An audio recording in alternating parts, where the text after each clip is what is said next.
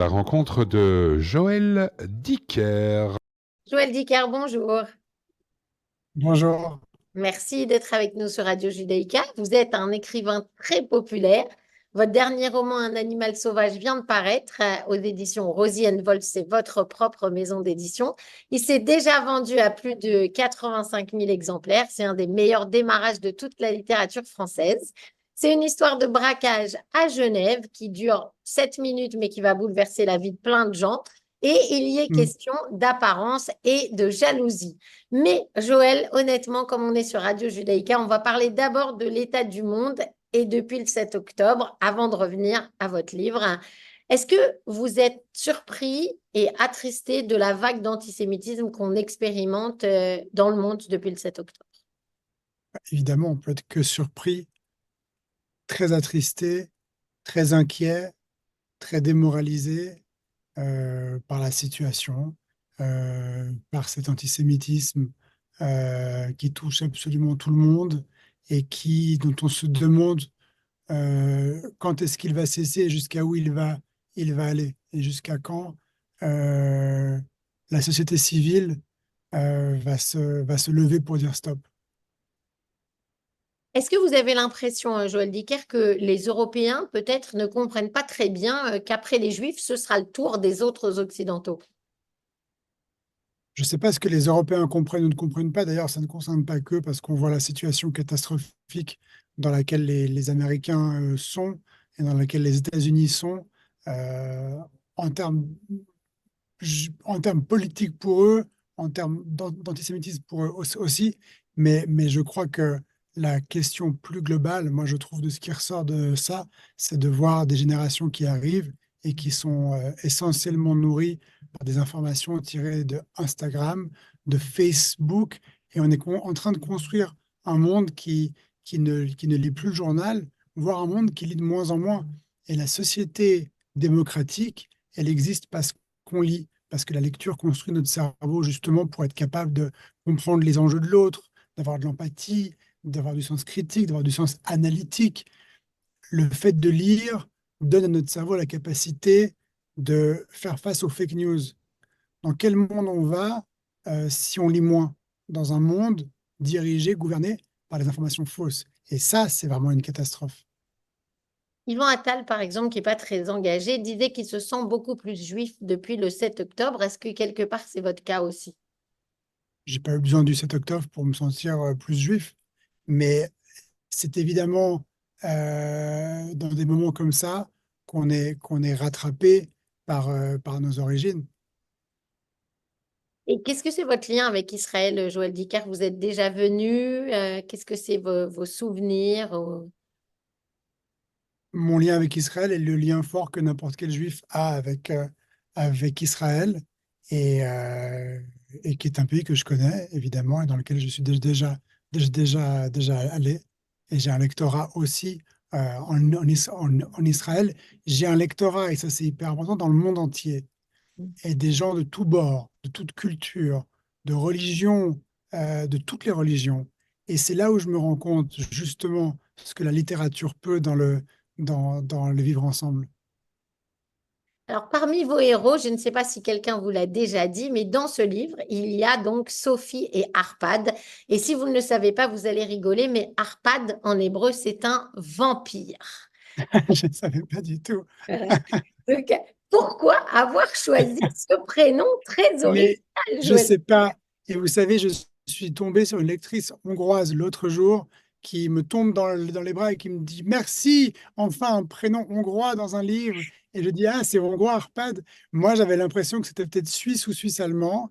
Je sais pas d'où viennent les prénoms. Je sais pas comment. Je sais pas comment un prénom naît, en tout cas comment il vient de l'esprit. Le prénom, il se construit parfois sur quelques mois parce qu'on a envie qu'il corresponde à la personnalité de quelqu'un. Des fois, il vient très immédiatement. Arpad est arrivé comme ça. Et ce que je fais par contre toujours quand un prénom me vient, c'est que je ne vérifie rien de ce prénom. Pourquoi? Parce que Internet étant ce qu'il est, avec toutes les possibilités de cette machine géniale, vous allez forcément trouver des cohérences, des correspondances avec des mots, avec d'autres choses. Et du coup, c'est sans fin. Vous allez même sûrement trouver qu'il existe, que cette personne existe pour de vrai quelque part sur la Terre. Donc, comme j'ai pas envie de savoir tout ça parce que je trouve que la réalité tue la fiction, je ne me renseigne pas du tout. Ben voilà. Alors donc, Sophie et Arpad, c'est un peu Monsieur et Madame Parfaite. Et il y a ce parallèle de vie entre deux couples, l'un assez parfait et le deuxième de Greg et Karine qui l'est beaucoup moins. C'était ça votre point de départ? Le point de départ, c'est l'idée des apparences, pas tant dans ce pas tant dans ce qu'on veut renvoyer aux autres, donc pas tant dans les apparences dont on se drape, mais plutôt les apparences en ce qu'elles peuvent être de projection sur quelqu'un d'autre.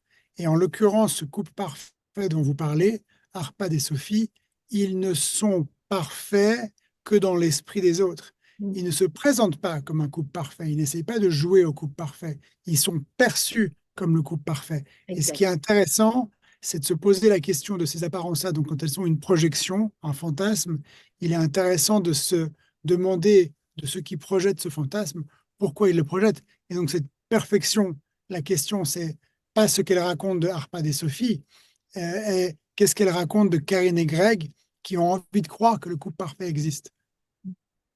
Alors, on a un compte à rebours dans le livre, jour par jour, avant ce fameux braquage. Est-ce que c'était un bon outil pour vous, ça, pour faire monter la pression du thriller dans ce livre? C'est pas venu pour ça et comme ça. L'idée du braquage et l'idée de ce temps très resserré de 7 minutes, il est vraiment venu parce que j'avais envie d'être dans un cadre temporel qu'on maîtrise, que le lecteur comprend. Et je me suis dit comme ça, je me suis dit, mais si on a une action forte qui dure peu de temps, mais dont le temps est un enjeu. C'est le cas du braquage parce qu'on imagine bien, et dans l'imaginaire en général, le braquage, à partir du moment où il est commis jusqu'au moment où les braqueurs prennent la fuite, il y a une espèce de tension dans les deux camps, c'est-à-dire est-ce que le braqueur aura le temps de finir et de partir, de se mettre à l'abri à temps, ou bien quand est-ce que les flics viennent pour arrêter tout ça? Donc c'est une temporalité qui a un enjeu double, et en la faisant très courte, j'avais l'impression que le lecteur pouvait s'en saisir de façon presque plus évidente. Joël Dicker, est-ce qu'on peut parler aussi un peu de ce personnage de fauve sans trop euh, griller le suspense et aussi de la panthère? Est-ce que c'est un animal qui vous fascine? Alors, Fauve, attendez, là, vous m'emmenez sur une piste glissante parce qu'évidemment, je ne veux pas gâcher le suspense, mais Fauve, si vous voulez, il est le personnage qui va être le grain de sable qui va déclencher une tempête.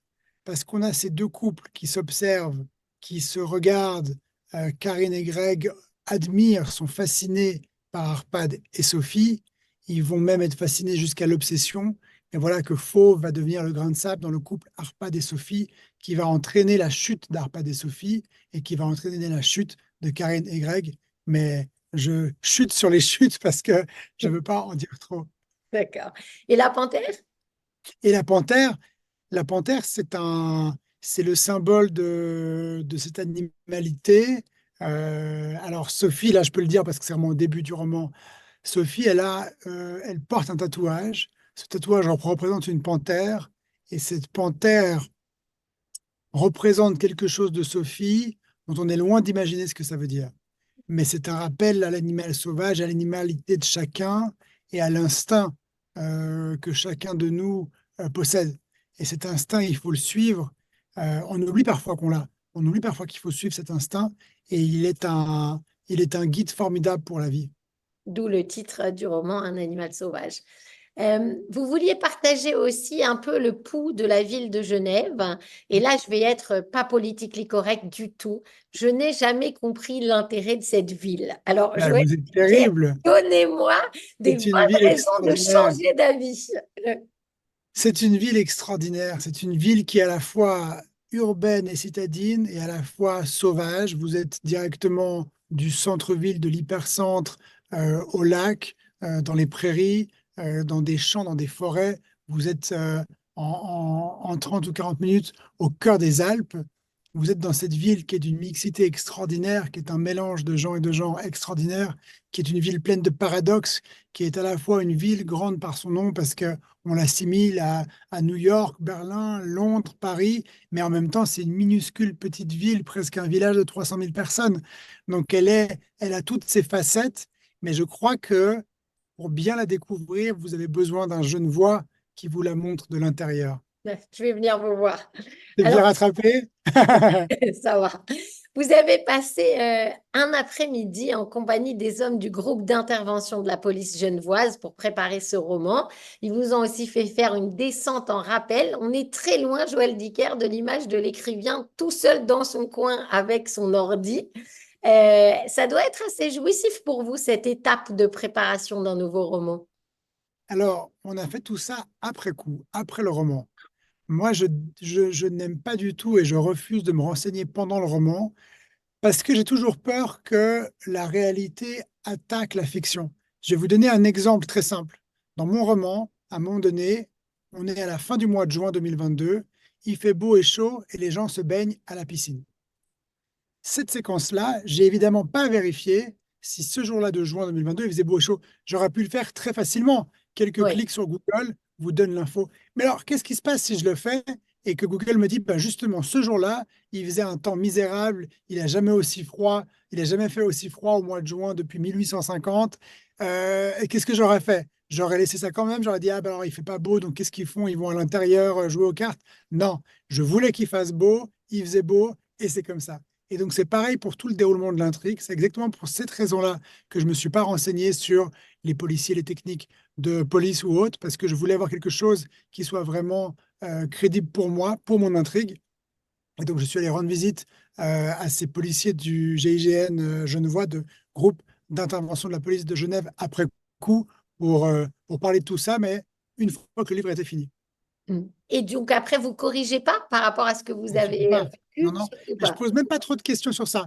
Parce que je leur dis, c'est une fiction, c'est pas votre réalité à vous. Si j'avais voulu faire un vrai document très, très, très réaliste sur le travail de ces policiers, j'aurais fait un essai, j'aurais fait un livre sur ça. Mais c'était pas le but, c'est un roman. On vous a demandé à un moment un grand roman à conseiller à des gens et vous avez cité Belle du Seigneur d'Albert Cohen. Est-ce que c'est un roman que vous avez lu quand vous étiez jeune? Comment ça vous a marqué, Belle du Seigneur? C'est un roman que j'ai lu, je devais avoir 17 ou 18 ans, ou 18 ou 19 ans, dans ces eaux-là, et que j'ai recommencé 3 fois. La première fois, j'ai lu 40 pages, j'ai trouvé ça horrible. La deuxième fois, j'ai lu 50 pages, j'ai trouvé ça nul et ennuyant à souhait. Et la troisième fois, j'étais dans un avion et je me suis laissé prendre par ce livre-là et je me suis laissé complètement emporter par cette histoire au point de me dire, oh, mon Dieu, il y a seulement 1200 pages. Et après, je disais, oh non, plus que 1000 pages, oh, plus que 900 pages. Et ce sentiment tellement, tellement jouissif de lecteur qui en veut encore et encore reste comme un grand moment de lecture pour moi. Ça dit quelque chose de vous aussi, Joël Dicker, parce que pour recommencer 3 fois un bouquin qu'on n'a pas aimé, il faut être assez tenace quand même dans la vie. Mais il y avait quelque chose, j'étais très attiré par ce livre quand même. On m'en avait parlé, on m'avait dit c'est génial, et je n'arrivais pas à comprendre. Et j'ai bien fait de réessayer. C'est l'instinct, vous voyez, on parlait de l'instinct avant. Est-ce que je peux vous demander pour finir quels autres écrivains ont été des inspirations ou des gens que vous admirez beaucoup? Eh bien, j'ai envie de vous parler. Il y a évidemment, il y a eu des écrivains très importants que j'ai lus entre 20 et 30 ans qui ont été des écrivains constitutifs. Ça a pu être Klaus Mann, ça peut être Zweig, ça peut être Duras, ça peut être Philippe Roth, ça peut être Gary. Mais je pense qu'au fond, en y repensant, les écrivains les plus importants étaient les écrivains de ma jeunesse. Je pense à Roald Dahl, je pense à Dickie Smith, je pense notamment à ces auteurs anglais. Je pense à ce roman génial pour enfants, La toile de Charlotte, qui sont des romans qui ont été vraiment pour moi les premiers pas vers la littérature, vers la lecture et donc vers l'écriture ensuite. Et n'oublions pas à quel point c'est important de lire et faire lire les plus jeunes et à quel point la littérature jeunesse est est une formidable façon de rentrer en littérature pour les jeunes, mais aussi pour les moins jeunes. Quand vous écrivez, vous ne pensez pas à l'influence que ça va avoir sur le lecteur, j'imagine. Jamais, jamais, parce que vous ne pouvez pas aller beaucoup plus loin que vous poser les quelques questions qui concernent votre livre, votre travail. C'est déjà tellement de doutes. Si vous dépassez le cadre de votre page et de votre bureau, ça vous bloque. Non, c'est impossible ça. Et ça vous bloque pas non plus de toucher des millions de personnes, des centaines de milliers de personnes dans plein de pays? Non, parce moi, je les vois quand je voyage, je les imagine, je les ressens, je les lis dans les courriers, dans les messages qu'on échange. Mais dans la réalité de l'écriture, quand vous êtes seul face à votre feuille et que vous regardez vos mots qui dansent, qui se télescopent et que vous êtes dans le doute, vous vous dites pas Ah, mes lecteurs, vous vous dites Oh, mais comment je vais surmonter ça? Et c'est ce doute qui est un bon doute qui permet d'aller de l'avant. C'est un doute très important. Merci beaucoup, Joël Dicker, d'avoir Merci à été avec vous. nous sur Radio Judaïka. Vous avez sorti Un animal sauvage aux éditions Rossi Wolf. On vous souhaite encore plus de succès et à bientôt. Merci. À bientôt. Au Au revoir. revoir.